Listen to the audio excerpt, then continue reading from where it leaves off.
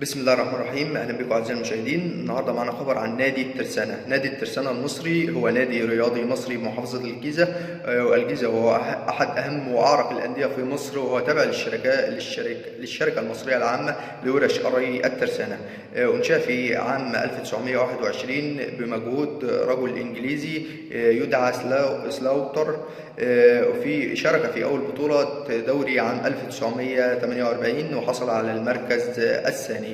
إنجازات نادي الترسانة: إنجازاته الدوري المصري الممتاز 1963 إلى 1962، وكأس مصر، ودوري منطقة القاهرة 1933، وكأس السلطان حسين 1928 1930. وأهم لاعبين نادي طوال تاريخه كثيرا ما نتحدث عن الأسطورتين حسن الشاذلي ومصطفى رياض، وهم من أهم اللاعبين الذين ارتدوا قميص نادي الترسانة، ومحمد أبو تريكة أيضا. أعزائي المشاهدين، بشكركم على مشاهدتكم لينا، وأتمنى دايما أن انتم تتابعونا باستمرار وتشتركوا في القناة وتفعلوا زر الجرس عشان يوصلكم منا كل جديد وحصري عن أخبار الكرة العالمية والمحلية. شكرا لكم.